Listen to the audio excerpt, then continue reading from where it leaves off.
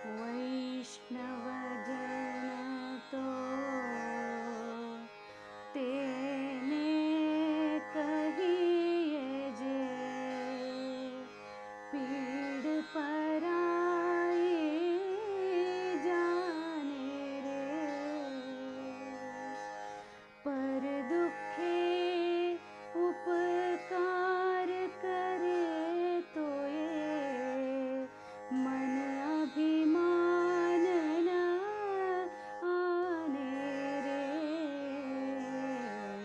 वैष्णव जन तो तेने कहिए जे पीड़ पराई जाने रे.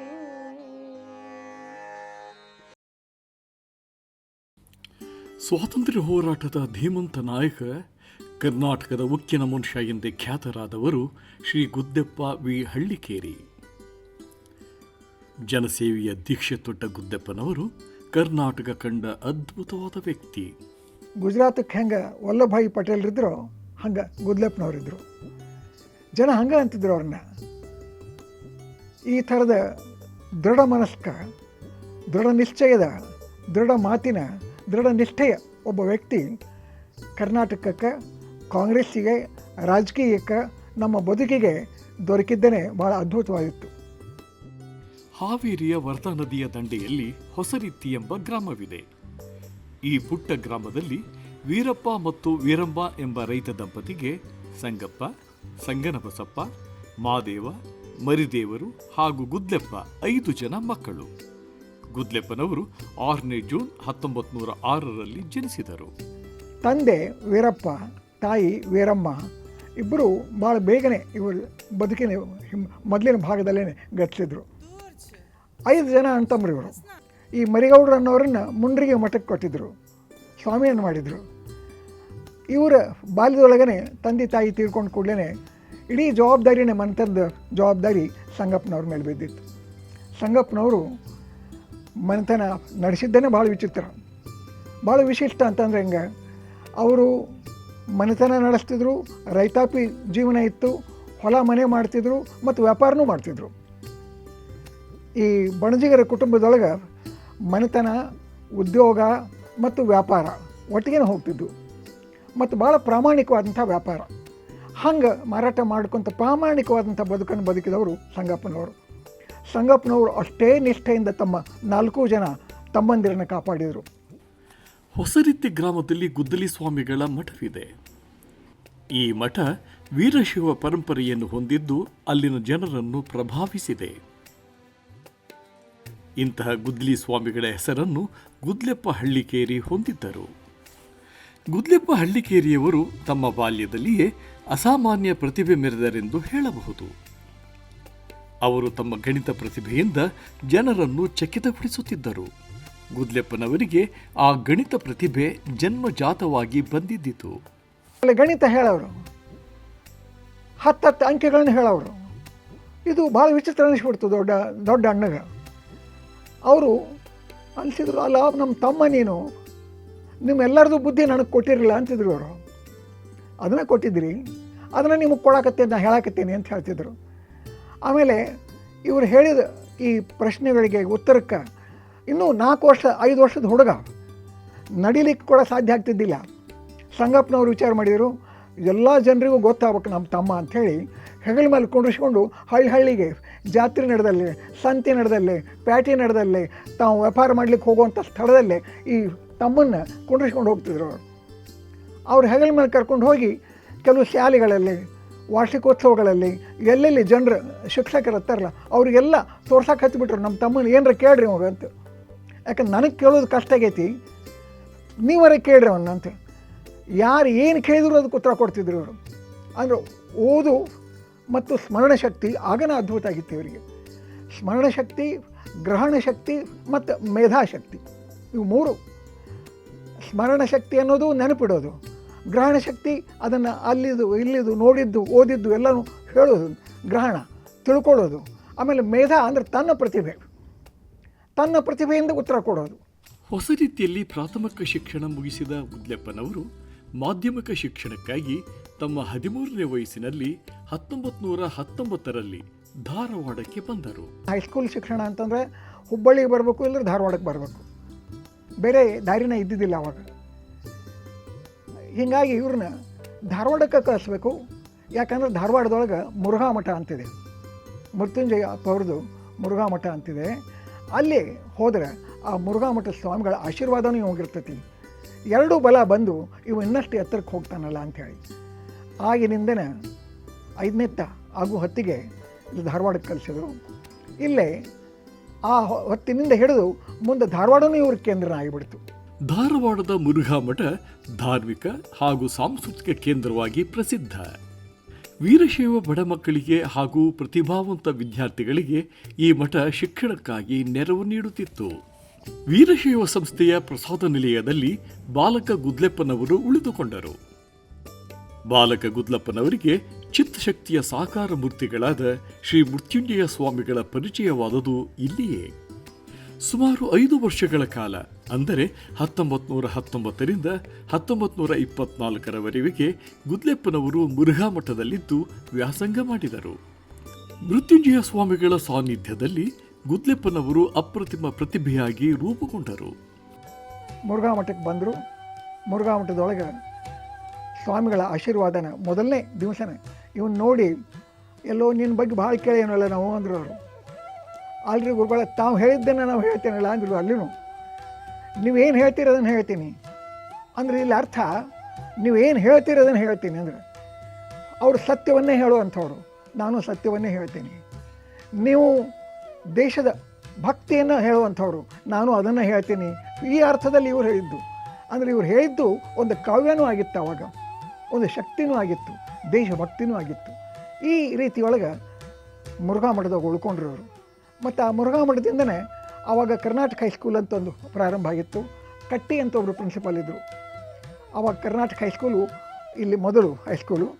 ಆ ಹೈಸ್ಕೂಲ್ನೊಳಗೆ ಕಲಿಯಕ್ಕೆ ಹೋದರು ಇವರು. ಮುಂದೆ 2 ವರ್ಷದಾಗೇ ಆರ್ಲೆಸ್ ಹೈಸ್ಕೂಲ್ ಅಂತ ಅಲ್ಲೇ ಪಕ್ಕದಲ್ಲೇ ಮತ್ತೊಂದು ಹೈಸ್ಕೂಲ್ ಆಯಿತು. ಆರ್ಲೆಸ್ ಹೈಸ್ಕೂಲು KLE ಸೊಸೈಟಿಯವರು ಅದನ್ನು ಮಾಡಿದರು. ಇವರು ಮ್ಯಾಟ್ರಿಕ್ ಇದ್ದಾಗ 1 ವರ್ಷ ಇದಕ್ಕೆ ಹೋದರು ಆರ್ಲೆಸ್ ಹೈಸ್ಕೂಲಿಗೆ. ಆರ್ಲೆಸ್ ಹೈಸ್ಕೂಲಿನಿಂದ ಮೆಟ್ರಿಕ್ ಪಾಸ್ ಆದರು. ಮೆಟ್ರಿಕ್ನೊಳಗೂ ಆ ಕಾಲಕ್ಕೆ ಇಂಗ್ಲೀಷು ಎಲ್ಲ ಇಂಗ್ಲೀಷ್ ಮಾಧ್ಯಮದೊಳಗೆ ಶಿಕ್ಷಣ, ಅಲ್ಲಿಯೂ ಕೂಡ ಇವರು ಪ್ರಥಮ ಶ್ರೇಣಿಯೊಳಗೇ ಪಾಸ್ ಆದರು. ಗಾಂಧೀಜಿಯವರ ನೇತೃತ್ವದಲ್ಲಿ ಸ್ವಾತಂತ್ರ್ಯ ಹೋರಾಟ ಬಿರುಸು ಪಡೆದ ದಿನಗಳವು. ಗಾಂಧೀಜಿ ಅಸಹಕಾರ ಚಳವಳಿಗೆ ಕರೆ ನೀಡಿದ್ದರು. ಗುದ್ಲೆಪ್ಪನವರು ಸಹಜವಾಗಿಯೇ ಗಾಂಧೀಜಿಯವರ ಪ್ರಭಾವಕ್ಕೆ ಒಳಗಾದರು.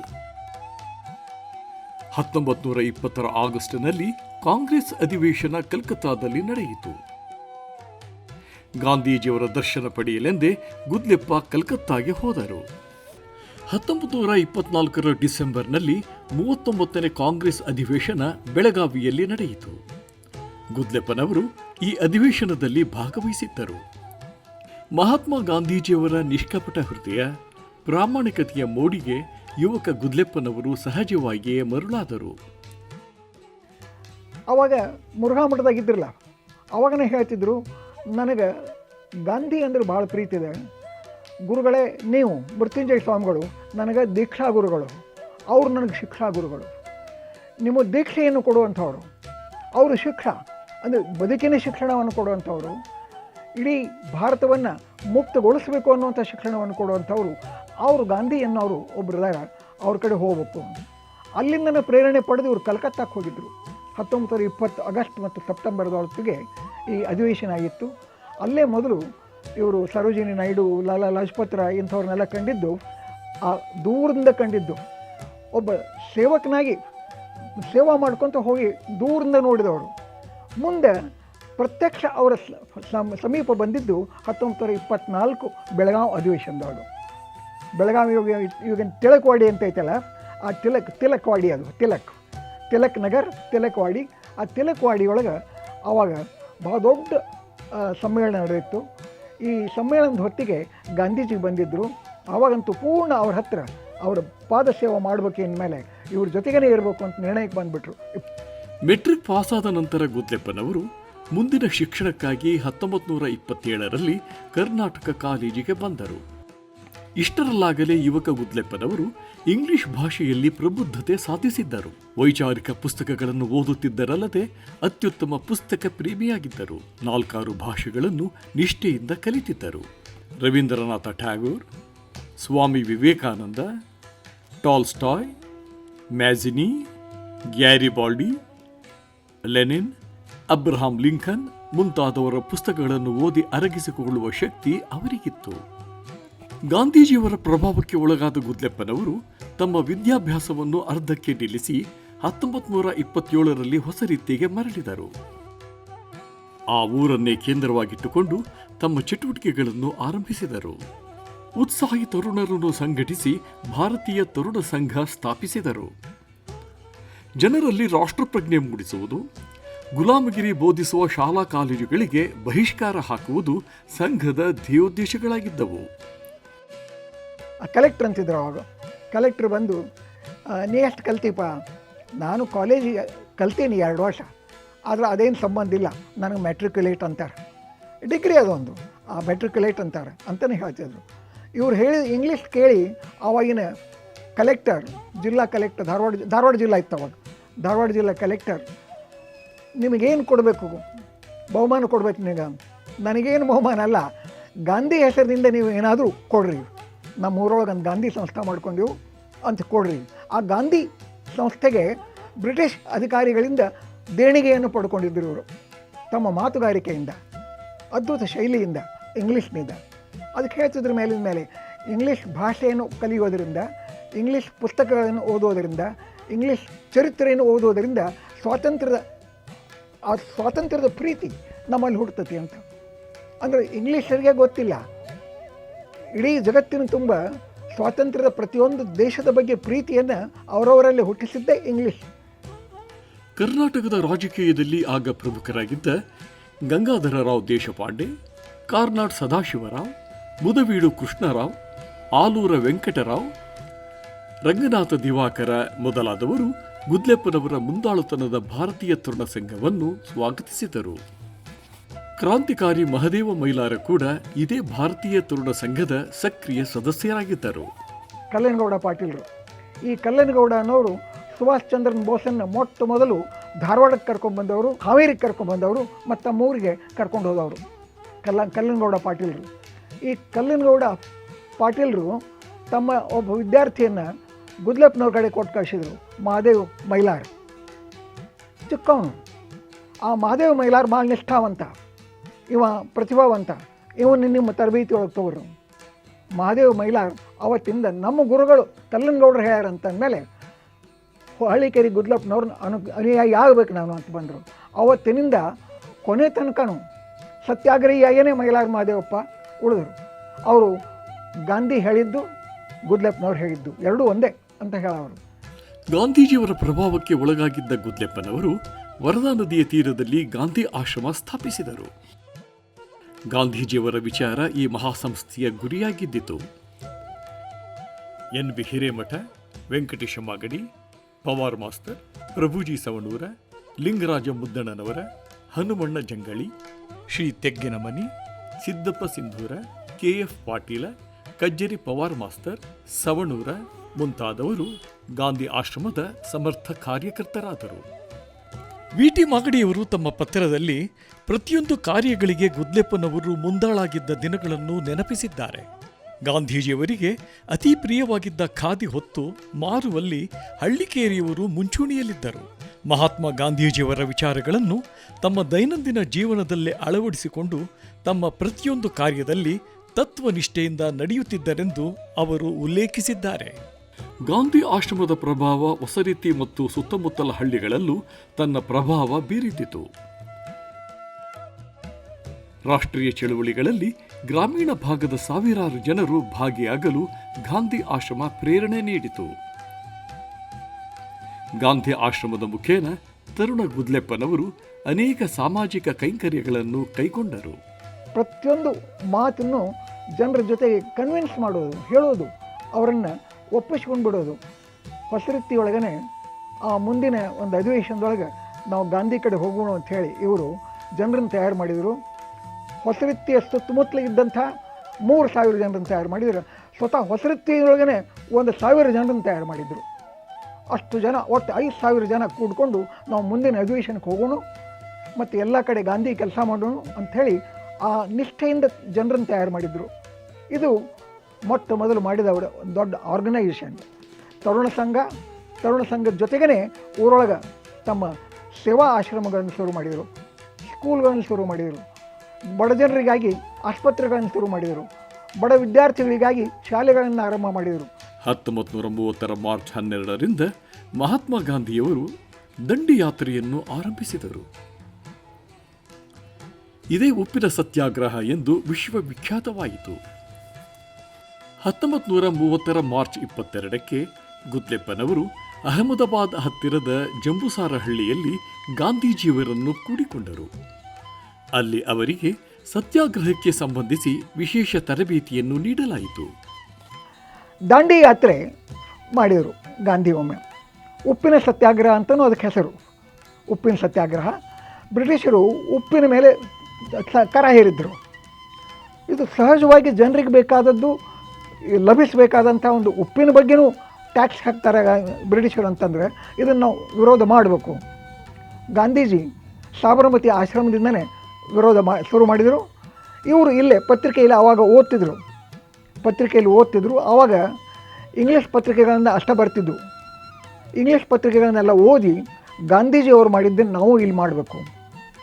ಗಾಂಧೀಜಿಯವರು ಸಾಬರಮತಿ ಆಶ್ರಮದಿಂದ 250 ಮೈಲು ದೂರ, ಅದು ದಾಂಡಿ ಅಂತ ಸಮುದ್ರ ದಂಡೆ ಪ್ರದೇಶ, ಅದು ಅಲ್ಲಿ ಹೋಗು ಅಂತ ಒಂದು ಇದನ್ನಿಟ್ಟಿದ್ರು. ಇವರು ನಾವು ಅಲ್ಲಿ ಹೋಗೋಣ ಅಂತಿಕೊಂಡು ಅನೇಕ ಜನರನ್ನು ಕರ್ಕೊಂಡು, ಅದು ಆಗಲೇ ಹೇಳಿದ್ನಲ್ಲ, ಒಂದು 4,000-5,000 ಮಂದಿ ಅವ್ರನ್ನೆಲ್ಲ ಕರ್ಕೊಂಡು ಅಲ್ಲಿ ಹೋಗ್ಬೇಕಂತ ಹೊಂಟರು. ಅದು ಗಾಂಧಿಯವರು ಮತ್ತು ಹೇಳಿದರು, ಯಾರ್ಯಾರು ಎಲ್ಲೆಲ್ಲಿದ್ದೀರಿ ಅಲ್ಲಿರ್ರಿ, ನಾನು ಆಯ್ಕೆ ಮಾಡ್ಕೋತೀನಿ ಅಂಥೇಳಿ. ಈಗಾಗಲೇ ಗುದ್ಲೆಪ್ಪನವರು ಎಷ್ಟು ನಿಷ್ಠೆಯಿಂದ ಕೆಲಸ ಮಾಡಿದರು ಅನ್ನೋದನ್ನು ಕೂಡ ಗಾಂಧೀಜಿ ಅಬ್ಸರ್ವ್ ಮಾಡ್ತಿದ್ದರು. ಅವರು ಗಾಂಧೀಜಿ ಅಬ್ಸರ್ವ್ ಮಾಡಿದಂಥ ಕೆಲವು ವ್ಯಕ್ತಿಗಳಲ್ಲಿ 78 ಜನರನ್ನು ಆಯ್ಕೆ ಮಾಡಿದರು. ಆ 78 ಜನರಲ್ಲಿ ಗುದ್ಲೆಪ್ಪನವರು ಒಬ್ಬರಾಗಿದ್ದರು. ದಾಂಡಿ ಯಾತ್ರೆಗೆ ಹೋಗಲಿಕ್ಕೆ, ದಾಂಡಿ ಯಾತ್ರೆಗೆ ಹೆಂಗೆ ಹೋಗ್ಬೇಕು ಅಂದು ಅಹಮದಾಬಾದ್ ತನಕನೂ ಇವರು ನಡೆದು ಅಹಮದಾಬಾದ್ ತನಕ ಬಂದ ಕೂಡಲೇ ಗಾಂಧೀಜಿ ಹೇಳಿದರು, ಇನ್ನು ಮುಂದೆ ಉಳಿದವರೆಲ್ಲರೂ ನಿಮ್ಮ ಊರಿಗೆ ಹೋಗಿ ಸತ್ಯಾಗ್ರಹ ಮಾಡಿರಿ, ಇಲ್ಲಿಗಿಂತ ಮುಂದೆ ಎಲ್ಲರೂ ಬೇಡ, ಇದಕ್ಕಿಂತ ಮುಂದೆ ಕೆಲವರನ್ನಷ್ಟ ನಾವು ಕಳಿಸ್ತೀವಿ ಅಂಥೇಳಿ. ಆವಾಗ ಗುದ್ಲೆಪ್ಪನವರು ನಮ್ಮ ಮೈಲಾರ ಮಹದೇವಪ್ಪನ ಅಲ್ಲಿ ಕಳಿಸಿದ್ರು. ಆ ಹೊತ್ತಿಗೆ ಅಂದರೆ ನಾನೂ ಅಲ್ಲ, ನಾವು ಹೋಗಿ ಅದೇ ಕೆಲಸ ಅಲ್ಲಿ ಮಾಡ್ತೇನೆ, ಇವ್ರು ಇಲ್ಲಿ ಮಾಡಲಿ ಅಂಥೇಳಿ.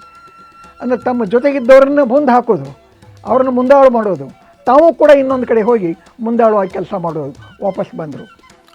ಗಾಂಧೀಜಿಯವರು ತಮ್ಮ ಸಬರಮತಿ ಆಶ್ರಮದಲ್ಲಿ ಹಾಕಿಕೊಂಡ ಸಕಲ ಕಾರ್ಯಕ್ರಮಗಳನ್ನು ಗುದ್ಲೆಪ್ಪನವರು ತಮ್ಮ ಹೊಸ ರೀತಿಯ ಗಾಂಧಿ ಆಶ್ರಮದಲ್ಲಿ ಅನುಷ್ಠಾನಕ್ಕೆ ತಂದರು. ಖಾದಿ ಗ್ರಾಮೋದ್ಯೋಗ, ಖಾದಿ ಪ್ರಚಾರ, ಅಸ್ಪೃಶ್ಯತಾ ನಿವಾರಣೆ ಮೊದಲಾದವುಗಳನ್ನು ಆಚರಣೆಗೆ ತಂದರು. 1937 ಅಕ್ಟೋಬರ್ 2ರಂದು ಗಾಂಧೀಜಿಯವರ ತತ್ವಗಳಿಗನುಗುಣವಾಗಿ ಗುದ್ಲೆಪ್ಪನವರು ಗಂಗಾದೇವಿಯವರನ್ನು ಅತ್ಯಂತ ಸರಳವಾಗಿ ಮದುವೆಯಾದರು. ಮಹಾತ್ಮ ಗಾಂಧೀಜಿಯವರ ದರ್ಶನದ ನಂತರ ಹಳ್ಳಿಕೇರಿ ಗುದ್ಲೆಪ್ಪನವರು ಜೀವನ ಪ್ರಾರಂಭಿಸಿದ್ದು ಕಾಂಗ್ರೆಸ್ಸಿಗರಾಗಿ. ತಮ್ಮ ಕೊನೆ ಉಸಿರು ಇರುವವರೆಗೂ ಅವರು ಗಾಂಧೀಜಿಯ ತತ್ವಗಳಲ್ಲಿ ಅಚಲ ನಂಬಿಕೆ ಇಟ್ಟುಕೊಂಡಿದ್ದರು. 1960ರ ಕಾಂಗ್ರೆಸ್ ಅಧಿವೇಶನದಲ್ಲಿ ಅವರು ಮಾಡಿದ ಕಾರ್ಯಗಳನ್ನು ಸನ್ಮಾನ್ಯ ಶ್ರೀ ಕಾಮರಾಜ ನಾಡಾರ್, ಸಂಜೀವ ರೆಡ್ಡಿ, ದೇಬರ ಸಂಜೀವಯ್ಯ ಮುಂತಾದ ರಾಷ್ಟ್ರೀಯ ಕಾಂಗ್ರೆಸ್ ಧುರೀಣರು ಕೊಂಡಾಡಿದ್ದಾರೆ. ಮಹಾತ್ಮ ಗಾಂಧೀಜಿಯವರು ಗುದ್ಲೆಪ್ಪ ಅವರ ನಿಷ್ಠೆಯನ್ನು ಮೆಚ್ಚಿ ರಾಷ್ಟ್ರಮಟ್ಟದ ಗಾಂಧಿ ಸೇವಾ ಸಂಘದ ಸದಸ್ಯರನ್ನಾಗಿ ನೇಮಿಸಿ ಗೌರವಿಸಿದರು. ನಂತರ ಗಾಂಧೀಜಿ ಇವ್ರನ್ನ ಪಿಕಪ್ ಮಾಡಿದ್ದು, ಇವ್ರನ್ನ ಕಾಂಗ್ರೆಸ್ಸಿನ ನಿಷ್ಠಾವಂತ ಕಾರ್ಯಕರ್ತ ಅಂಥೇಳಿ, ಕಾರ್ಯದರ್ಶಿ ಅಂಥೇಳಿ ಮಾಡಿ ಅಲ್ಲಿಂದನೇ ಮುಂದೆ ಇವರು ಧಾರವಾಡ ಜಿಲ್ಲಾ ಕಾಂಗ್ರೆಸ್ಸಿಗೆ, ಅವಾಗ ಜಿಲ್ಲಾ ಕಾಂಗ್ರೆಸ್ ಅಂತಿತ್ತು, ಧಾರವಾಡ ಜಿಲ್ಲಾ ಕಾಂಗ್ರೆಸ್ಸಿಗೆ ಒಬ್ಬ ಪ್ರಮುಖ ಸಹಾಯಕ ಕಾರ್ಯದರ್ಶಿ ಅಂತಾದರು, ಆಮೇಲೆ ಕಾರ್ಯದರ್ಶಿ ಅಂತಾದರು, ಆಮೇಲೆ ಪ್ರಮುಖರಾಗಿಬಿಟ್ರು ಮುಂದೆ.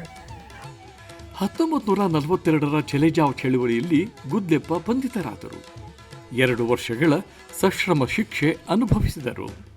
1942ರ ಏಪ್ರಿಲ್ 1ರಂದು ಮೈಲಾರ ಮಹದೇವ ತಮ್ಮ 2 ಜೊತೆಗಾರರೊಂದಿಗೆ ಸಾಮ್ರಾಜ್ಯಶಾಹಿ ಪೊಲೀಸರ ಜೊತೆ ಹೋರಾಡಿ ಹೊಸ ರೀತಿಯಲ್ಲಿ ವೀರ ಮರಣ ಪಡೆದರು. 1944 ನಂತರ ಗುದ್ಲೆಪ್ಪನವರು ಕರ್ನಾಟಕದಲ್ಲಿ ಪ್ರಶ್ನಾತೀತ ನಾಯಕರಾಗಿ ಗುರುತಿಸಿಕೊಂಡರು. 1945 ಹೊತ್ತಿಗೆ ಗುದ್ಲೆಪ್ಪನವರು ನವಯುಗ ಎಂಬ ದೈನಿಕ ಆರಂಭಿಸಿದರು. ಅದಕ್ಕೆ ತಿ. ರು. ನೇಸ್ವಿ, ತಿ. ಸಿದ್ದಪ್ಪ, ಪಾಟೀಲ ಪುಟ್ಟಪ್ಪ ಸಹಕಾರಿಯಾಗಿದ್ದರು. 1946ರಲ್ಲಿ ಧಾರವಾಡ ಜಿಲ್ಲಾ ಕಾಂಗ್ರೆಸ್ ಸಮಿತಿಯ ಅಧ್ಯಕ್ಷರಾಗಿ ಗುದ್ಲೆಪ್ಪನವರು ಆಯ್ಕೆಯಾದರು. 1960ರವರೆಗೆ ನಿರಂತರವಾಗಿ ಅವಿರೋಧವಾಗಿ 14 ವರ್ಷಗಳ ಕಾಲ ಅಧ್ಯಕ್ಷರಾಗಿಯೇ ಉಳಿದರು. ಗಾಂಧೀಜಿಯವರ ದಣಿವರಿಯದ ಹೋರಾಟ, ಭಾರತೀಯರ ತ್ಯಾಗ ಬಲಿದಾನದ ಫಲವಾಗಿ 1947ರಲ್ಲಿ ದೇಶಕ್ಕೆ ಸ್ವಾತಂತ್ರ್ಯ ಬಂದಿತು.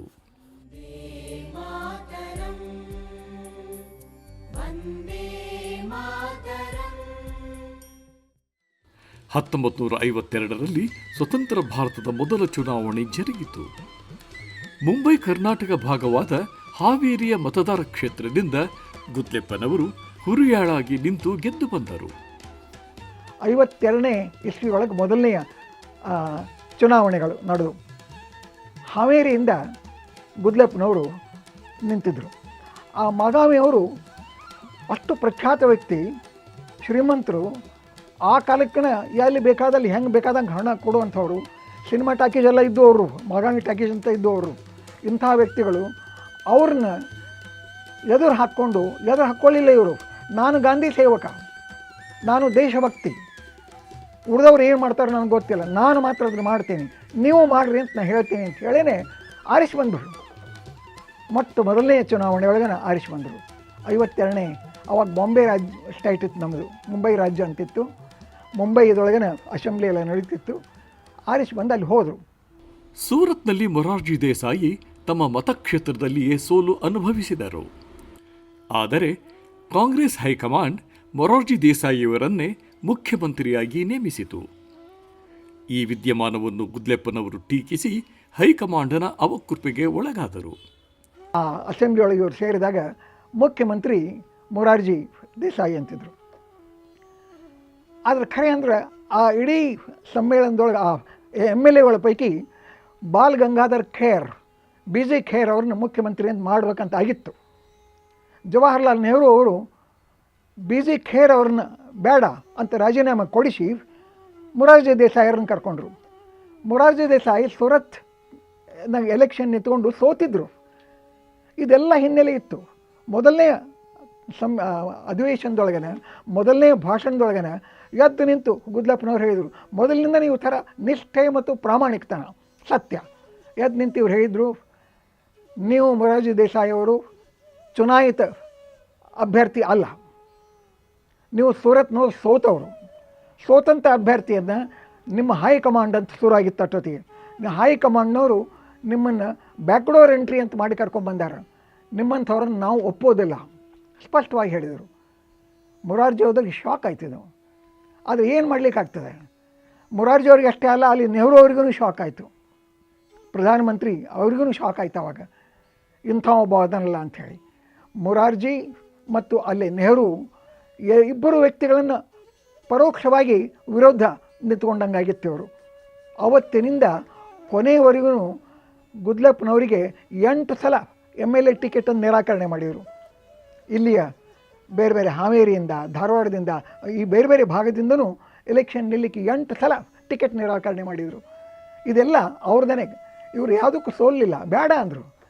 ಅಷ್ಟಾದರೂ ಕೂಡ ಕೊನೆಗೆ ಇವರು ವಿಧಾನ ಪರಿಷತ್ತಿಗೆ ಚುನಾಯಿತ ಸದಸ್ಯರಾದರು.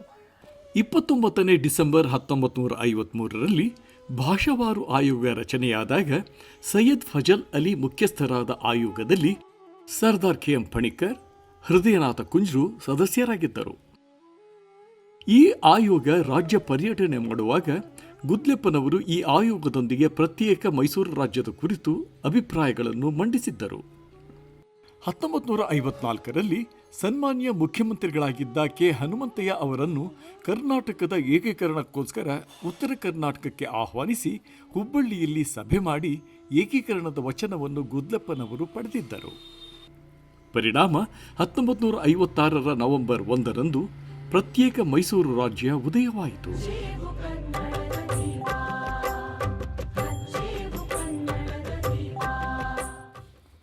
1954ರ ಸೆಪ್ಟೆಂಬರ್ ತಿಂಗಳಲ್ಲಿ ಭಾರತೀಯ ನಿಯೋಗದ ಸದಸ್ಯರಾಗಿ ಗುದ್ಲೆಪ್ಪನವರು ಹಿಂದಿ ಚೀನಿ ಬಾಯಿ ಬಾಯಿ ಯೋಜನೆಯ ಅಂಗವಾಗಿ ಚೀನಾಕ್ಕೆ ಹೋದರು. 60 ದಿನಗಳ ತಮ್ಮ ಪ್ರವಾಸದಲ್ಲಿ ಅವರು ಚೀನಾದ ಔದ್ಯಮೀಕರಣ, ಕೃಷಿ ಪ್ರಗತಿ ಹಾಗೂ ಜನಜೀವನವನ್ನು ಸೂಕ್ಷ್ಮವಾಗಿ ಅರಿತುಕೊಂಡರು. ಗುದ್ಲೆಪ್ಪನವರು ಕೇವಲ ಕರ್ನಾಟಕಕ್ಕಲ್ಲ, ಭಾರತದ ಪ್ರಮುಖ ಮುಂದಾಳುವಂತಾಗಿದ್ದರು. ಬೇರೆ ಬೇರೆ ದೇಶಗಳಿಗೂ ಕೂಡ, ಚೀನಾ ದೇಶಕ್ಕೆ 2 ತಿಂಗಳು ಹೋಗಿದ್ದರು ಅಂತಂದ್ರೆ ಅಲ್ಲಿ ಹೋಗಿ ಇವರು ನೋಡಿದ್ದು ಗ್ರಾಮೀಣ ಪ್ರದೇಶಗಳನ್ನು, ಗ್ರಾಮೀಣ ಸಂಸ್ಥೆಗಳನ್ನು, ಅಲ್ಲಿ ಹೆಂಗೆ ಜನ ತಮ್ಮ ಜನತೆಗಾಗಿ ಕೆಲಸ ಮಾಡ್ತಾರೆ ಅನ್ನೋದನ್ನು ಕಲ್ತ್ಕೊಂಡ್ರು. ಬಹುಶಃ ಯಾವ ಲೀಡರ್ನು ಮುಂದಾಳು ಇವತ್ತೇನು ಹೋಗಿ ಜನರ ಸಲುವಾಗಿ ಬೇರೆ ದೇಶದಾಗ ಏನು ಮಾಡ್ತಾರೆ ಅಂತ ನೋಡಿದ್ದಿಲ್ಲ. ಚೀನಾ ಆ ದೃಷ್ಟಿಯಿಂದ ಭಾಳ ಪ್ರಮುಖ. 2 ತಿಂಗಳು ಅಲ್ಲಿದ್ದಾಗ ಅವನ್ನೆಲ್ಲ ಕಲ್ತ್ಕೊಂಡ್ಬಂದಿದ್ರು. ಮುಂದೆ ಅಲ್ಲಿಂದ ಬಂದ ಮೇಲೆ ಫ್ರಾನ್ಸ್, ಜರ್ಮನಿ ಈ ಕಡೆ ಎಲ್ಲ ಹೋಗಿದ್ದರು. 1956ರಲ್ಲಿ ಅಖಂಡ ಕರ್ನಾಟಕ ರಾಜ್ಯದ ಮುಖ್ಯಮಂತ್ರಿಯಾಗಿ ನಿಜಲಿಂಗಪ್ಪನವರು ಆಯ್ಕೆಯಾದರು. ಆ ಹೊತ್ತಿಗೆ ನಿಜಲಿಂಗಪ್ಪನವರ ನಂತರದ ಸ್ಥಾನದಲ್ಲಿ ಗುದ್ಲೆಪ್ಪನವರಿದ್ದರು. ಎಸ್ ನಿಜಲಿಂಗಪ್ಪನವರನ್ನು ಚಿತ್ರದುರ್ಗದಿಂದ ಉತ್ತರ ಕರ್ನಾಟಕಕ್ಕೆ ಕರೆತಂದು ಕರ್ನಾಟಕ ಕಾಂಗ್ರೆಸ್ ಅಧ್ಯಕ್ಷರನ್ನಾಗಿ ಮಾಡಿದವರು ಹಳ್ಳಿಕೇರಿಯವರು. ನಂತರದ ದಿನಗಳಲ್ಲಿ ಗುದ್ಲೆಪ್ಪನವರು ಖಾದಿ ಗ್ರಾಮೋದ್ಯೋಗ ಸಂಸ್ಥೆಯ ಅಧ್ಯಕ್ಷರಾದರು. ದೇಶವಿಡೀ ಖಾದಿ ಪ್ರಚಾರ ಮಾಡಿದರು. ಸಹಕಾರಿ ಸಂಸ್ಥೆಗಳನ್ನು ಸ್ಥಾಪಿಸಿದರು.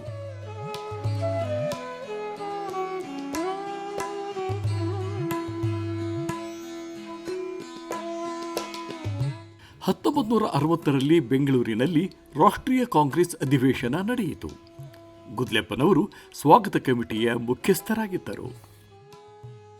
1962ರ ಜುಲೈ 3ರಂದು ವಿಧಾನ ಪರಿಷತ್ನ ಸಭಾಪತಿಯಾಗಿ ನಂತರ ಅಧ್ಯಕ್ಷರನ್ನಾಗಿ ಗುದ್ಲೆಪ್ಪನವರನ್ನು ಸರ್ವಾನುಮತದಿಂದ ಆರಿಸಲಾಯಿತು. ಸಭಾಪತಿಯಾಗಿ ಬಂದ ಮೇಲಿನ ಒಂದು ಬಹಳ ಪ್ರಮುಖ ಘಟನೆ ಅಂದರೆ, ಇದುವರೆಗೆ ಸಭಾಪತಿಯಾಗಿ ಯಾರೇ ಆರಿಸಿ ಬರಲಿ ಅವರು ತಮ್ಮ ಯಾವ ಪಕ್ಷದಿಂದ ಬಂದಿರ್ತಾರೆ ಆ ಪಕ್ಷಕ್ಕೆ ರಾಜೀನಾಮೆ ಕೊಡಬೇಕು ಅಂತಿತ್ತು. ಇವರು ಕಾಂಗ್ರೆಸ್ಸಿಗೆ ರಾಜೀನಾಮೆ ಕೊಡಬೇಕು ಅಂತಲೇ ಕೇಳಿದರು, ಎಲ್ಲರೂ ಕೇಳಿದರು. ಇವರು ಅಷ್ಟೊತ್ತಿಗೆ ಕಾಂಗ್ರೆಸ್ಸಿನ ಪ್ರತಿಷ್ಠಿತ ವ್ಯಕ್ತಿಯಾಗಿದ್ದರು, ಕಾಂಗ್ರೆಸ್ ಸದಸ್ಯತ್ವ ಇತ್ತು, ಎಲ್ಲ ಇತ್ತು.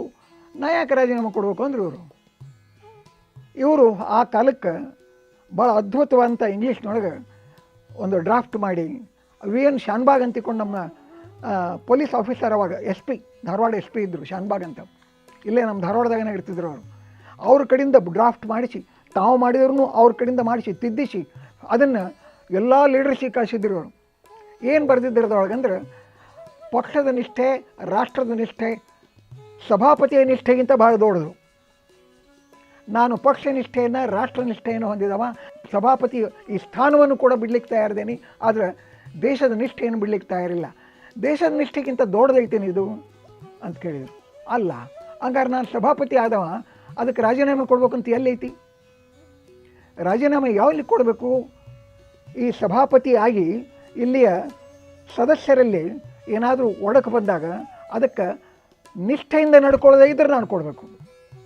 ನಿಷ್ಠೆಯಿಂದ ನಡ್ಕೊಳ್ಳೋದಿದ್ರೆ ನಾನು ನೋಡ್ರಲ್ಲ, ನನ್ನ ಕಾರ್ಯಶೈಲಿಯನ್ನು ನೋಡ್ರಿ, ನಿಷ್ಠೆಯಿಂದ ನಡ್ಕೊಳ್ಳೋದೇ ಇದ್ದಾಗ ನಾನೇ ಕೊಡ್ತೇನೆ ರಾಜೀನಾಮೆ.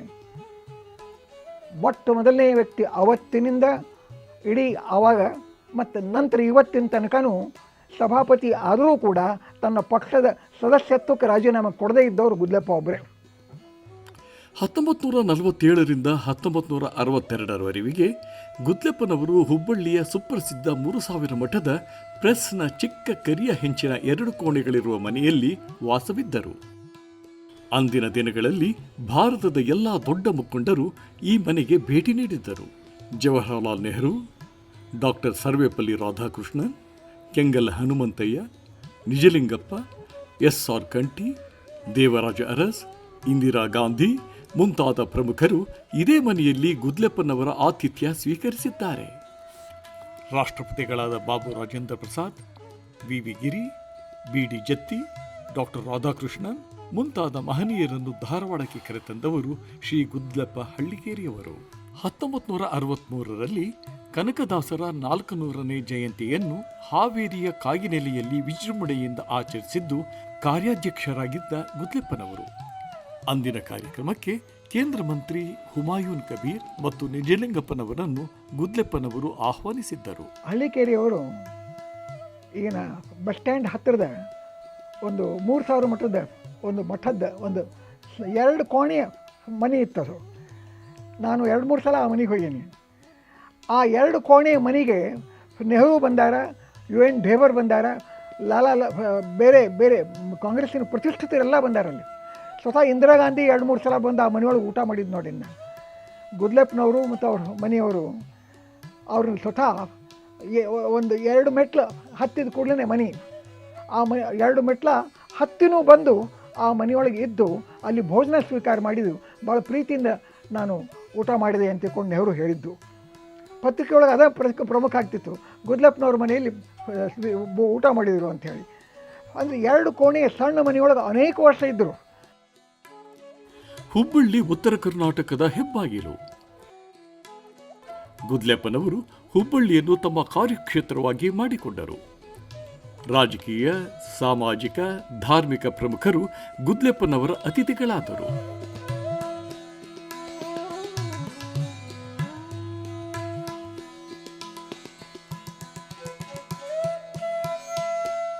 ನೆಹರು ಅವರು ಪ್ರಥಮ ಬಾರಿಗೆ ಹುಬ್ಬಳ್ಳಿಗೆ ಬಂದಾಗ ನೆಹರು ಅವರ ಸಾರ್ವಜನಿಕ ಭಾಷಣವನ್ನು ಹಿಂದಿಯಿಂದ ಕನ್ನಡಕ್ಕೆ ತರ್ಜುಮೆ ಮಾಡಿದ ಗುದ್ಲೆಪ್ಪ ಅವರ ಭಾಷಾ ಪ್ರತಿಭೆಗೆ ನೆಹರು ವಿಸ್ಮಯಗೊಂಡರು.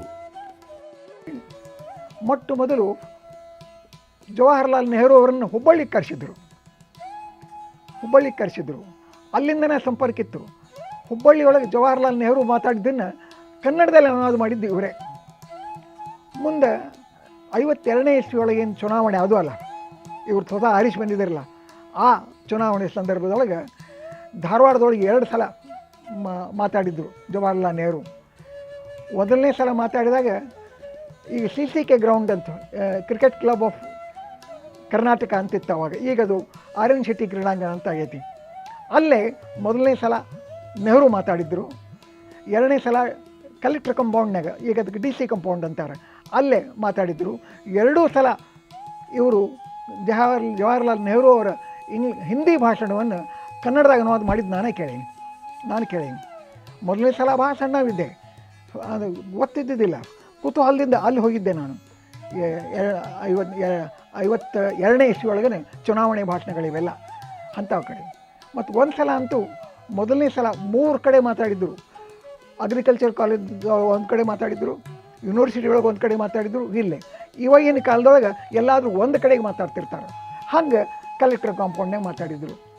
ಗುದ್ಲೆಪ್ಪನವರು ಅದನ್ನೆಲ್ಲ ಅನುವಾದ ಮಾಡಿ ಹೇಳಿದರು.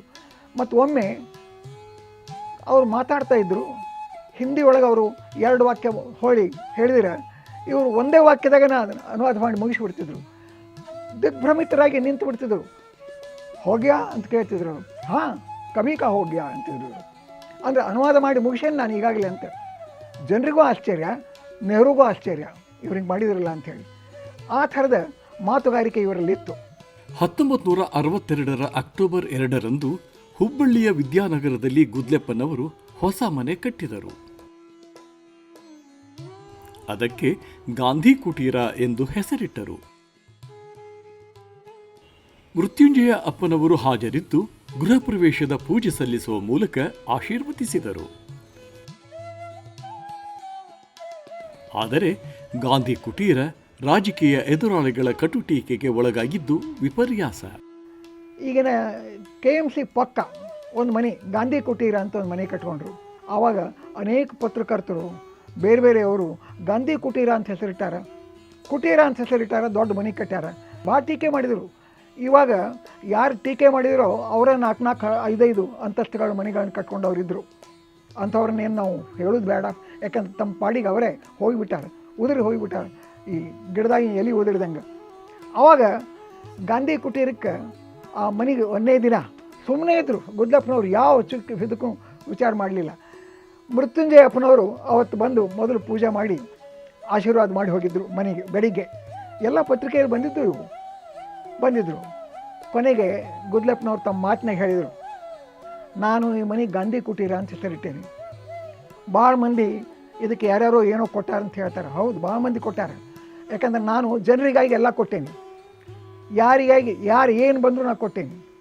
ಯಾರು ಬಂದರೂ ಕೂಡ ನೀವು ಯಾರು, ಎಲ್ಲಿಯವರು, ಯಾವ ಜಾತಿಯವರು, ಯಾವ ಊರವರು ಅಂತ ನಾನು ಕೇಳಿಲ್ಲ, ಎಂದೂ ಕೇಳಿಲ್ಲ. ಆದರೆ ನಾನು ನೀವು ಯಾರೋ ಎಲ್ಲರೂ ಕೂಡಿ ನನಗೆ ಕೊಟ್ಟಿರಿ, ನೀವೆಲ್ಲರೂ ಕೂಡಿ ನನಗೆ ಮನೆ ಕಟ್ಟಿರಿ. ಯಾರೋ ಕಬ್ಬಣ ಕೊಟ್ಟಾರ, ಯಾರೋ ಉಸುಕು ಕೊಟ್ಟಾರ, ಯಾರೋ ಸಿಮೆಂಟ್ ಕೊಟ್ಟಾರ, ಯಾರೋ ಇಟ್ಟಿಗೆ ಕೊಟ್ಟಾರ, ಕೊಟ್ಟು ಈ ಮನೆ ಕಟ್ಟಾರ.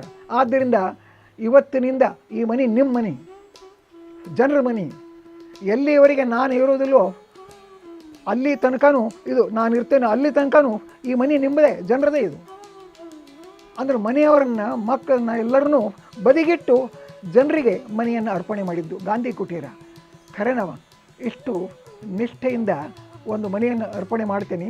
ಆಮೇಲೆ ಕೊನೆಗೆ ಜವಾಹರ್ಲಾಲ್ ನೆಹರು ಪತ್ರ ಬರೆದಿದ್ದರು, ಅವತ್ತೇ ಬರೆದಿದ್ದು, ಈ ಮನೆಯನ್ನು ಅಕಸ್ಮಾತ್ ಗಾಂಧಿಯ ಯಾವುದಾದ್ರೂ ಒಂದು ಸ್ಮಾರಕಕ್ಕೆ ಅಥವಾ ದೇಶದ ಕೆಲಸಕ್ಕಾಗಿ ಬೇಕನ್ನಿಸಿದರೆ ಈ ಮನೆಯನ್ನು ಕೊಂಡು ನೀವು ಇಟ್ಕೋಬಹುದು ಅಂತ.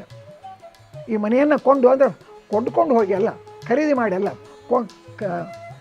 ಬದಲಾವಣೆ ಮಾಡಿಕೊಂಡು ಈ ಗಾಂಧಿ ಕುಟೀರವನ್ನು ನೀವು ಮಾಡ್ಬೋದು. ಇಷ್ಟರ ಮಟ್ಟಿಗೆ ತಮ್ಮನ್ನು ತಾವು ಕೊಟ್ಬಿಟ್ಟಿದ್ರು ಗುದ್ಲೆಪ್ಪನವರು. ಶಿಕ್ಷಣ ಕ್ಷೇತ್ರದಲ್ಲಿಯೂ ಗುದ್ಲೆಪ್ಪ ಅಪ್ರತಿಮ ಸಾಧನೆ ಮಾಡಿದರು. ಹುಬ್ಬಳ್ಳಿಯ ಕರ್ನಾಟಕ ಮೆಡಿಕಲ್ ಕಾಲೇಜು, ಬೆಳಗಾವಿಯ ಮೆಡಿಕಲ್ ಕಾಲೇಜು ಇವರ ದೂರದೃಷ್ಟಿಯ ಸಂಕೇತ. ರಾಜ್ಯದ ಗವರ್ನರ್ ಆಗಿದ್ದ ಚಾಮರಾಜ ಒಡೆಯರ್ ಅವರೊಂದಿಗೆ ಗುದ್ಲೆಪ್ಪನವರು ನಿಕಟ ಸಂಬಂಧ ಹೊಂದಿದ್ದರು. ರಾಜಮಾತೆ ಹಾಗೂ ಚಾಮರಾಜ ಒಡೆಯರ್ ಅವರನ್ನು ತಮ್ಮ ಮನೆಗೆ ಆಹ್ವಾನಿಸಿ ಹಾವೇರಿ ಕಾಲೇಜಿಗೆ ಶಿಲಾನ್ಯಾಸ ಕಾರ್ಯವನ್ನು ಅವರಿಂದ ಜರುಗಿಸಿದ್ದಾರೆ. ಮಹಾರಾಜರು ಜರ್ಮನಿ ಪ್ರವಾಸದಲ್ಲಿದ್ದಾಗ ಗುದ್ಲೆಪ್ಪನವರು ಕೂಡ ಅದೇ ಸಮಯದಲ್ಲಿ ಅವರೊಂದಿಗಿದ್ದರು. 1963ರಲ್ಲಿ ಹಾವೇರಿ ಭಾಗದಲ್ಲಿ ಕಾಲೇಜು ಸ್ಥಾಪನೆಗಾಗಿ ಸ್ವತಃ ಗುದ್ಲೆಪ್ಪನವರೇ ಕೇವಲ 3 ತಿಂಗಳಲ್ಲಿ 6 ಲಕ್ಷ ರೂಪಾಯಿಗಳ ಸಾರ್ವಜನಿಕ ವಂತಿಕೆ ಸಂಗ್ರಹಿಸಿ KLE ಸಂಸ್ಥೆಗೆ ನೀಡಿದರು. ಕೃತಜ್ಞತೆಯ ಕುರುಹಾಗಿ KLE ಸಂಸ್ಥೆ ಕಾಲೇಜಿಗೆ ಗುದ್ಲೆಪ್ಪನವರ ಹೆಸರನ್ನೇ ನಾಮಕರಣ ಮಾಡಿತು. ಬೆಂಗಳೂರಿನ ನಿಜಲಿಂಗಪ್ಪ ಕಾಲೇಜು ಹಾಗೂ ಕಾಲೇಜ್ ಆಫ್ ಬಿಸಿನೆಸ್ ಮ್ಯಾನೇಜ್ಮೆಂಟ್ ಸಂಸ್ಥೆ ಕಟ್ಟುವಲ್ಲೂ ಗುದ್ಲೆಪ್ಪ ಅವರು ಶ್ರಮಿಸಿದ್ದಾರೆ. 1960ರಲ್ಲಿ GV ಹಳ್ಳಿಕೇರಿ ಪ್ರೌಢಶಾಲೆ, 1981ರಲ್ಲಿ GV ಹಳ್ಳಿಕೇರಿ ಪದವಿ ಪೂರ್ವ ಕಾಲೇಜು, 1991ರಲ್ಲಿ ರಾಷ್ಟ್ರೀಯ ಶಿಕ್ಷಣ ಸಮಿತಿ ಪ್ರಾಥಮಿಕ ಶಾಲೆ, 2021ರಲ್ಲಿ ಗುದ್ಲೆಪ್ಪ ವೀರಪ್ಪ ಹಳ್ಳಿಕೇರಿ ಕಲಾ ಮತ್ತು ವಾಣಿಜ್ಯ ಪ್ರಥಮ ದರ್ಜೆ ಕಾಲೇಜು ಗುದ್ಲೆಪ್ಪನವರ ಕನಸನ್ನು ನನಸಾಗಿಸಿವೆ. ಗುದ್ಲೆಪ್ಪನವರು ತಮ್ಮ ದೂರದೃಷ್ಟಿಯಿಂದಾಗಿಯೇ ಸಾವಿರಾರು ವಿದ್ಯಾರ್ಥಿಗಳ ಎದೆಯಲ್ಲಿ ಜ್ಞಾನದೀವಿಗೆ ಹಚ್ಚಿದ್ದಾರೆ. 1966ರ ಜೂನ್ 6ರಂದು ಹೊಸ ರೀತಿಯಲ್ಲಿ ಗುದ್ಲೆಪ್ಪನವರ ಷಷ್ಠ್ಯಬ್ದಿ ಸಮಾರಂಭ ನಡೆಯಿತು. ಸಮಾರಂಭಕ್ಕೆ DC ಪಾವಟೆ, RM ಪಾಟೀಲ್, ಗೃಹ ಸಚಿವ SR ಕಂಠಿ, ದರಾ ಬೇಂದ್ರೆ, ವೀರೇಂದ್ರ ಪಾಟೀಲ್, ಶಂಕರೇಗೌಡ ಮುಂತಾದ ಗಣ್ಯರು ಹಾಜರಿದ್ದರು. ಮೃತ್ಯುಂಜಯ ಅಪ್ಪಗಳು ಆಶೀರ್ವಚನ ನೀಡಿದರು.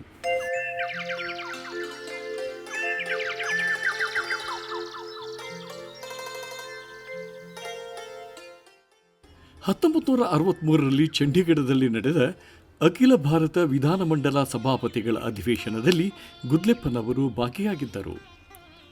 1967ರಲ್ಲಿ ಕಬ್ಬು ಬೆಳೆಗಾರರ ಸಂಘದ ಅಧ್ಯಕ್ಷರಾಗಿ, ರಾಜ್ಯ ಸಾರಿಗೆ ನೌಕರರ ಸಂಘದ ಅಧ್ಯಕ್ಷರಾಗಿ, ದಕ್ಷಿಣ ಭಾರತ ಹಿಂದಿ ಪ್ರಚಾರ ಸಭಾದ ಅಧ್ಯಕ್ಷರಾಗಿ, ಕರ್ನಾಟಕ ಖಾದಿ ಗ್ರಾಮೋದ್ಯೋಗ ಸಂಯುಕ್ತ ಸಂಘದ ಅಧ್ಯಕ್ಷರಾಗಿ ಗುದ್ಲೆಪ್ಪನವರು ಸಲ್ಲಿಸಿದ ಸೇವೆ ಅಪಾರ.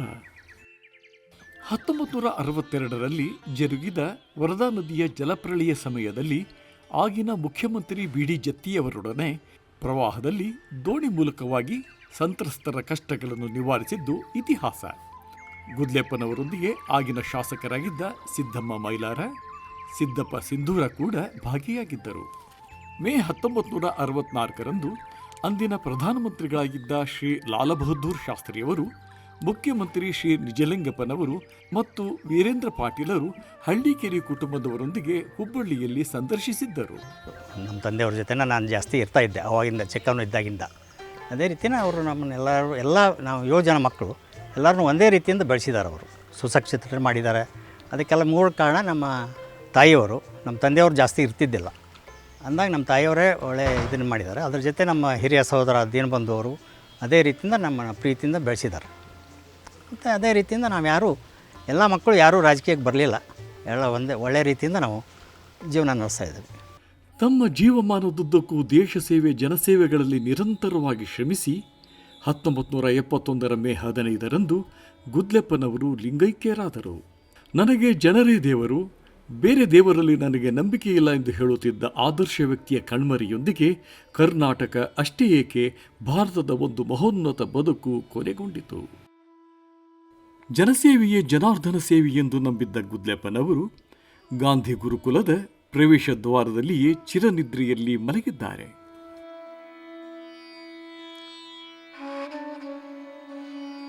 ಅವರ ಭವ್ಯ ಸಮಾಧಿಯ ಮೇಲೆ ಗುದ್ಲೆಪ್ಪನವರ ಸಾಧನೆ, ಜೀವನ ದರ್ಶನ, ವೇದ ಉಪನಿಷತ್ತುಗಳ ಧ್ಯೇಯ ವಾಕ್ಯಗಳನ್ನು ಬರೆದ ಫಲಕಗಳನ್ನು ಅಳವಡಿಸಲಾಗಿದೆ.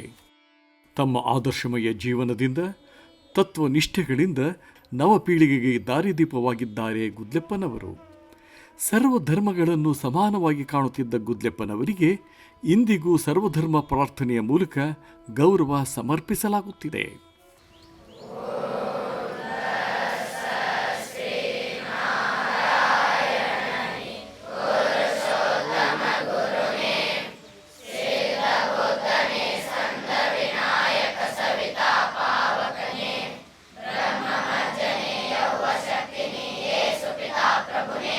ಭಾರತದ ಪ್ರಾಚೀನ ಧರ್ಮ, ಸಂಸ್ಕೃತಿ, ಸಾಹಿತ್ಯ, ಕಲೆಯಲ್ಲಿ ಸಮಾನತೆ ತರುವಲ್ಲಿ ಗುರುಕುಲ ಶಿಕ್ಷಣ ಪದ್ಧತಿಯೇ ಅತ್ಯುತ್ತಮವಾದುದು ಎಂಬುದು ಗುದ್ಲೆಪ್ಪ ಹಳ್ಳಿಕೇರಿಯವರ ಮಹದಾಸೆಯಾಗಿತ್ತು. ಸ್ವಉದ್ಯೋಗ ಕಲ್ಪಿಸುವ ನಿಟ್ಟಿನಲ್ಲಿ ಗಾಂಧೀಜಿಯವರ ತತ್ವಗಳನ್ನು ಆಧರಿಸಿ ಶಿಕ್ಷಣ ವಂಚಿತ ರೈತಾಪಿ ಬಡ ಮಕ್ಕಳಿಗೆ ಉಚಿತ ಶಿಕ್ಷಣ ನೀಡುವ ನಿಟ್ಟಿನಲ್ಲಿ ಹೊಸ ರೀತಿಯಲ್ಲಿ ಗುರುಕುಲ ವಸತಿ ಶಾಲೆ ಸ್ಥಾಪಿಸಲಾಗಿದೆ.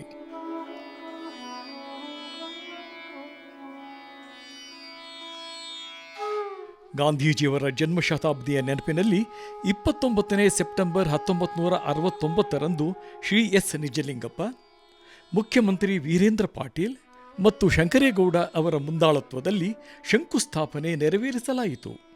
ಶಾಲಾ ಸ್ಥಾಪನೆ ಕುರಿತು 1969ರಲ್ಲಿ ಪ್ರಸ್ತಾವನೆ ಸಲ್ಲಿಸಲಾಯಿತಾದರೂ 1984ರಲ್ಲಿ ಶ್ರೀರಾಮಕೃಷ್ಣ ಹೆಗಡೆ ಹಾಗೂ ಎಸ್.ಆರ್. ಬೊಮ್ಮಾಯಿಯವರಿಂದ ಪ್ರಸ್ತಾವನೆ ಮಂಜೂರಾತಿ ಪಡೆಯಿತು. ಮಂಜೂರಾತಿ ಪಡೆಯುವುದಕ್ಕಿಂತಲೂ ಮೊದಲು ದೇವರಾಜ ಅರಸು ಅವರು ಶಾಲಾ ಕಟ್ಟಡದ ಸಲುವಾಗಿ 4 ಲಕ್ಷ ರೂಪಾಯಿಗಳನ್ನು ಒದಗಿಸಿಕೊಟ್ಟರು. ಶಾಲಾ ಕಟ್ಟಡದ ಶಿಲಾನ್ಯಾಸ ಕಾರ್ಯಕ್ರಮ ದೇವರಾಜ ಅರಸು ಅವರ ಅಮೃತ ಹಸ್ತದಿಂದ ನೆರವೇರಿಸಲ್ಪಟ್ಟಿತು. ನಂತರ ಶಾಲಾ ಕಟ್ಟಡ ಉದ್ಘಾಟಿಸಿದವರು ಶ್ರೀರಾಮಕೃಷ್ಣ ಹೆಗಡೆಯವರು. ಗುರುಕುಲದ ಕನಸನ್ನು ನನಸು ಮಾಡಿದವರು ಗುದ್ಲೆಪ್ಪನವರ ಹಿರಿಯ ಪುತ್ರ ಡಾಕ್ಟರ್ ದೀನಬಂಧು ಹಳ್ಳಿಕೇರಿಯವರು.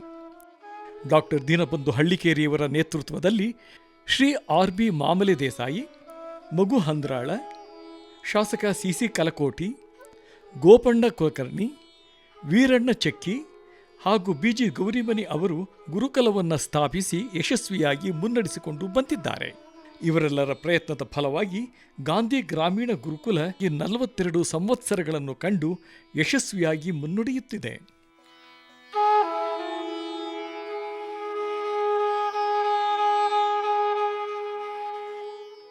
ಸ್ವತಂತ್ರ ಸೇನಾನಿ, ಏಕೀಕರಣ ನೇತಾರರಾಗಿದ್ದಂತಹ ಹಳ್ಳಿಕೇರಿ ಗುದ್ಲೆಪ್ಪನವರು ಸ್ಥಾಪನೆ ಮಾಡಿರ್ತಕ್ಕಂತಹ ಗಾಂಧಿ ಗ್ರಾಮೀಣ ಗುರುಕುಲ ವಸತಿ ಶಾಲೆ ರಾಜ್ಯಕ್ಕಲ್ಲ, ದೇಶಕ್ಕಲ್ಲ, ಇಡೀ ಜಗತ್ತಿಗೆ ಅತ್ಯಂತ ಮಾದರಿ ಸಂಸ್ಥೆ ಅಂತಂದು ಹೇಳಬೇಕು. ಇಡೀ ಜಗತ್ತಿನಲ್ಲಿ ಏನಾದರೂ ಗಾಂಧಿ ತತ್ವಗಳು, ಗಾಂಧಿ ಪ್ರಣಾಳಿಕೆಗಳು ಜೀವಂತ ಇವೆ ಅಂದರೆ ಅದನ್ನು ನೋಡಲಿಕ್ಕೆ ಬರಬೇಕು ಈ ಹೊಸರತ್ತಿಯ ಗಾಂಧಿ ಗ್ರಾಮೀಣ ಗುರುಕುಲ ವಿದ್ಯಾಕೇಂದ್ರಕ್ಕೆ.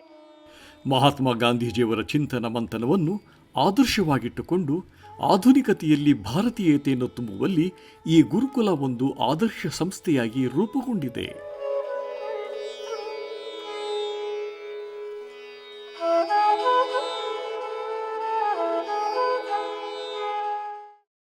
ಗುದ್ಲೆಪ್ಪ ಹಳ್ಳಿಕೇರಿಯವರ ಜೀವನ ಸಾಧನೆ ಮತ್ತು ಅವರು ನಡೆದು ಬಂದ ದಾರಿಯನ್ನು ದರ್ಶನ ಪ್ರದರ್ಶನ ಎಂಬ ವಿಶಿಷ್ಟ ಛಾಯಾಚಿತ್ರ ಪ್ರದರ್ಶನದಲ್ಲಿ ಬಿಂಬಿಸಲಾಗಿದೆ. ಗುರುಕುಲ ಶಾಲೆಯಲ್ಲಿ ಪ್ರದರ್ಶಿಸಿರುವ ಈ ಛಾಯಾಚಿತ್ರ ಪ್ರದರ್ಶನ ನವಪೀಳಿಗೆಗೆ ಮಾರ್ಗದರ್ಶನ ನೀಡುವಂತಿದೆ. ಈ ಪ್ರದರ್ಶನದಲ್ಲಿ ಹಳ್ಳಿಕೇರಿಯವರು 1942ರಿಂದ 1971ರವರೆಗೆ ತಾವು ನಡೆದು ಬಂದ ಹಾದಿಯನ್ನು ತಮ್ಮ ದಿನಚರಿ ಪುಸ್ತಕಗಳಲ್ಲಿ ವಿಶದವಾಗಿ ಬರೆದಿದ್ದಾರೆ. ಈ ದಿನಚರಿ ಪುಸ್ತಕಗಳು ಮತ್ತು ಗುದ್ಲೆಪ್ಪ ಹಳ್ಳಿಕೇರಿಯವರು ಬಳಸುತ್ತಿದ್ದ ವಿವಿಧ ವಸ್ತುಗಳು ಪ್ರದರ್ಶನದಲ್ಲಿ ಓರಣವಾಗಿ ಸಂರಕ್ಷಿಸಲಾಗಿದೆ. ಹಳ್ಳಿಕೇರಿಯವರ ಕುರಿತು ಕರ್ನಾಟಕ ಸರ್ಕಾರ ಹಾಗೂ ವಿವಿಧ ಸಂಘ ಸಂಸ್ಥೆಗಳು 9 ಪುಸ್ತಕಗಳನ್ನು ಪ್ರಕಟಿಸಿವೆ. ಈ ಒಂದು ಅವರ ಕನಸು ನಿಜವಾಗ್ಲೂ ನೆನಸಾಗಲಿಕ್ಕೆ ಅವರಲ್ಲಿ ಇರ್ತಕ್ಕಂಥ ಒಂದು ಚಾಣಾಕ್ಷತೆ, ಅವರ ಸಿನ್ಸಿಯಾರಿಟಿ, ಗಾಂಧಿ ತತ್ವ ಪ್ರಣಾಳಿಕೆಯೊಳಗೆ ತಮ್ಮ ಜೀವನವನ್ನೇ ಮುಡುಪಾಗಿಟ್ಟು ತಮ್ಮ ಇಡೀ ಜೀವನ ಕುಟುಂಬವನ್ನೇ ದೇಶ ಸೇವೆಗಾಗಿ ಮುಡುಪಾಗಿಟ್ಟು ಅವರು ಯಾವುದಕ್ಕೂ ಅಂದದೆ ಅಳಕದೆ ಅವರ ಮನೆತನ ಪೂರ್ಣ ನಾಶ ಆದರೂ ಕೂಡ ಅದು ತಮ್ಮ ದೇಹವನ್ನು ಬಿಡಲಿಲ್ಲ. ನಾನು ಕಣ್ಣಲ್ಲೇ ಕಂಡಿದ್ದು. ಆನಂತರ ಅವರು ನನ್ನ ಮೇಲೆ ಭಾಳ ಪ್ರೇಮ ವಿಶ್ವಾಸ ಇಟ್ಟಿದ್ದರು. ನಾನು ಇಲ್ಲಿ ಅವರು ಇರೋವರೆಗೂ ನನಗೆ ಕಮಿಟಿ ಮೆಂಬರ್ನಾಗಿ ಇಟ್ಕೊಂಡು, ಫೌಂಡರ್ ಮೆಂಬರಾಗಿ ಇಟ್ಕೊಂಡು ನಾನು ನನ್ನ ಸೇವೆಯನ್ನು ನಾನು 86 ವರ್ಷ ಆಗಿದ್ದರೂ ಕೂಡ 5 ಮಂದಿ ಟ್ರಸ್ಟಿ ಒಳಗೆ ನಾನು ಒಬ್ಬನೇ ಉಳ್ಕೊಂಡಿರುವ ಆ ಒಂದು ಸಂಸ್ಥೆಯನ್ನು ಗಾಂಧಿ ಗ್ರಾಮೀಣ ಗುರುಕುಲವನ್ನು ಒಂದು ರಾಷ್ಟ್ರೀಯ ಸ್ತರದಲ್ಲಿ ಒಂದು ಮುನ್ನಡೆಸ್ಕೊಂಡು ಹೋಗಲಿಕ್ಕೆ ಯಂಗ್ಸ್ಟರ್ಸ್ ಹುಡುಗರನ್ನ ನಾವು ಇಲ್ಲಿ ನೇಮಕ ಮಾಡಿದ್ದೇವೆ. ಈಗ ಹಳ್ಳಿಕೇರಿ ಗುದ್ಲಪ್ಪನವ್ರ ಕನಸನ್ನು ನನಸಾಗಿದ್ದನ್ನು ಮುಂದುವರಿಸ್ಕೊಂಡು ಬಡ ಮಕ್ಕಳಿಗೆ, ರಾಷ್ಟ್ರಕ್ಕೆ, ದೇಶ ಸೇವೆಗೆ ಅನುಕೂಲ ಮಾಡಿಕೊಡಲಿ ಅಂತಕೊಂಡು ನಾನು ಆಶಿಸ್ತೇನೆ. ತಮ್ಮೆಲ್ಲ ಒಂದು ಜನನಾಯಕ ಗುದ್ಲೆಪ್ಪ ವೀರಪ್ಪ ಹಳ್ಳಿಕೇರಿಯವರ ನೆನಪನ್ನು ಜನಮಾನಸದಲ್ಲಿ ಚಿರಸ್ಥಾಯಿಗೊಳಿಸುವ ನಿಟ್ಟಿನಲ್ಲಿ ಹುಬ್ಬಳ್ಳಿಯ ಇಂದಿರಾ ಗಾಂಧಿ ಗಾಜಿನ ಮನೆಯ ಉದ್ಯಾನವನದಲ್ಲಿ ಜೂನ್ 2000 ಆಕರ್ಷಕ ಕಂಚಿನ ಪ್ರತಿಮೆ ಸ್ಥಾಪಿಸಲಾಗಿದೆ. ಶಿಕ್ಷಣ ಕ್ಷೇತ್ರಕ್ಕೆ ಗುದ್ಲೆಪ್ಪನವರು ನೀಡಿದ ಕೊಡುಗೆಗಾಗಿ ಹಾವೇರಿಯಲ್ಲಿ ಗುದ್ಲೆಪ್ಪ ಹಳ್ಳಿಕೇರಿ ಕಾಲೇಜು ಆವರಣದಲ್ಲಿ ಅವರ ಪ್ರತಿಮೆ ಸ್ಥಾಪಿಸುವ ಮೂಲಕ ಅವರಿಗೆ ಗೌರವಾರ್ಪಣೆ ಅರ್ಪಿಸಲಾಗಿದೆ. ಗುದ್ಲೆಪ್ಪ ಹಳ್ಳಿಕೇರಿಯವರು ಇಂದು ನಮ್ಮೊಂದಿಗಿಲ್ಲ. ಆದರೆ ಅವರು ದೇಶಕ್ಕಾಗಿ ಮಾಡಿದ ತ್ಯಾಗ, ಬಲಿದಾನ ಅದಮ್ಯ, ಅನನ್ಯ.